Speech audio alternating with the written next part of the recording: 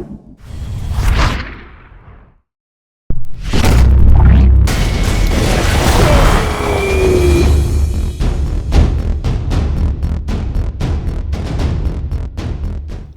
what up, gamers? So right here, we're talking about Dropzone. I'm with Jason. This is one of those things I call in E3 a hidden gem, or it's literally, I don't even know how to explain this game. I'm gonna let Jason take the handle on this. So Jason, for those people who don't know what Dropzone is, what is Dropzone? So Dropzone is our attempt to make an RTS that's modern that we'd want to play. So in Dropzone, it's a 15-minute game. There's a time limit. You're trying to score points. The player with the most points at the end of 50 minutes wins. If it's tied, it goes to sudden death overtime. The other big thing is that you have 3 pilots that you're controlling. You kind of think of them like heroes. You're outfitting those pilots with gear that defines all the abilities they're going to have in the game. So you do that before you go into the match. Once you're in the match, you're controlling all 3 of these. You're trying to control the map. So our goal is to get a game that, maybe has some components of a MOBA and of an RTS, but it gives that feel that we always experienced in the past playing an RTS. Yeah, you mentioned modern RTS, and there's some elements in this game that I'm gonna let you guys know right now. You can see the gameplay, but explaining it is really hard to do. And you said this is point based. I'm usually used to having an RTS where I just completely annihilate the opposing team. So explain how this point system works and how you win the game. Yeah, so what you're going to do is you're going to take your pilots and you're going to go around and find these alien hives and these alien creatures. And so you're going to kill them, you kill the hives. The hives drop this energy source, which are these cores on the ground. You pick those up with your rigs. Each rig can only hold 1. You take them to the center of the map, to the uplink. You right-click on the uplink, you get a channel ability, which takes 10 seconds. If you get that off, the core goes away and you score a point. So it's kind of like taking a ball to the goal, and that's the basic way you score. Well, I mean, you also explained some MOBA qualities in this game, so you're going to level up during the game, I'm assuming. So explain that a little more in detail. Yeah, so the big things that we like about MOBAs and we took from MOBAs is really the positional play. So in MOBAs you have a team of units, but all different people are actually managing those. So in Dropzone you have the 3 pilots that you're controlling, but you're really controlling the positions of them, and you need to be able to do that to play well. So you have your tank that you may put in right into the mix, and you have your support hanging back.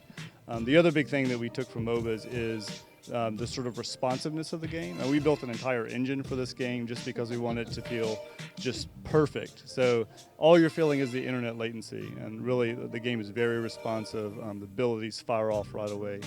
So that was a big thing in terms of expectations from a MOBA.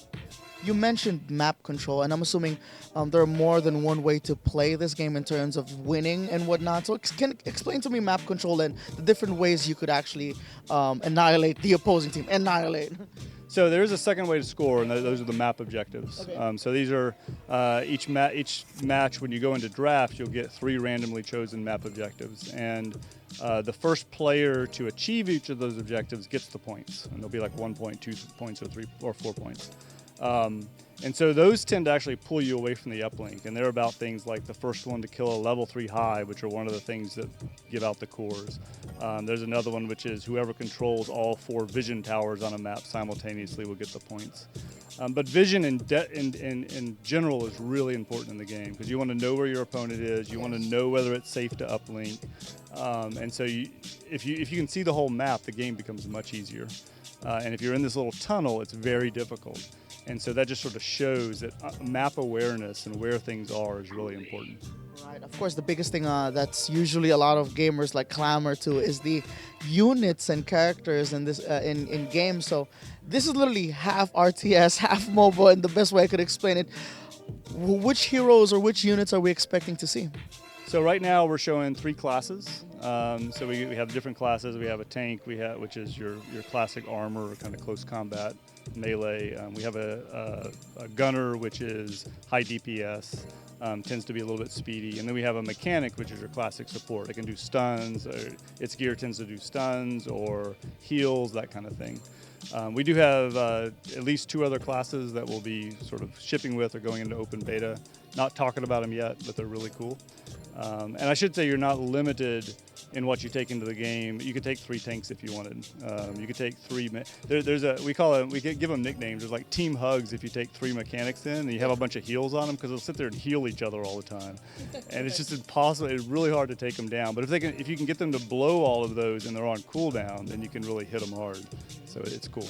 I noticed there was a unique part to this game is where you get to customize your heroes as well. So can you explain that in detail? Yeah, so that was another thing that we wanted to sort of break up is we wanted people to essentially be able to define their own tech tree. So the way we do that is you have your rigs, which are your base unit, like your tank or your gunner, and then you get gear and you put the gear on those, and those define the abilities. So there's different slots. So there's like an attack slot, a body slot, and a utility slot. And you put the gear on there that defines which abilities you're going to have in each of those slots. And basically you're trying to find something that A, is fun to play, but also matches your skill. So if you want to do lots of dashes, if you want to do lots of stuns, if you want a lot of skill shots, you can totally make your hero or your pilot behave in that way. All right. Well, last question is usually the most important one. When and where is this game going to be available, and how can we get our hands on it? Well, I think you guys will probably get your hands on it next week because we're in Friends and Family now, and I believe we're handing out codes for that to you guys. But we're in Friends and Family. We hope to be in open beta by the end of the year. But it's really based upon have we learned enough from the community? Are they part of the development? How well is that going? Do we feel really comfortable about it? So. All right. Well, there you guys have it. For more stuff like this, make sure you guys stick right here at GamersPack International, our YouTube channel. And if you want updates regularly on E3, make sure you head over to our social feed on Facebook, Instagram, and I think our Twitter's live as well. And we're going to be streaming on Twitch as well. Jason, thank you very much, man. Thank you very much. Yeah. We'll see you guys in just a bit.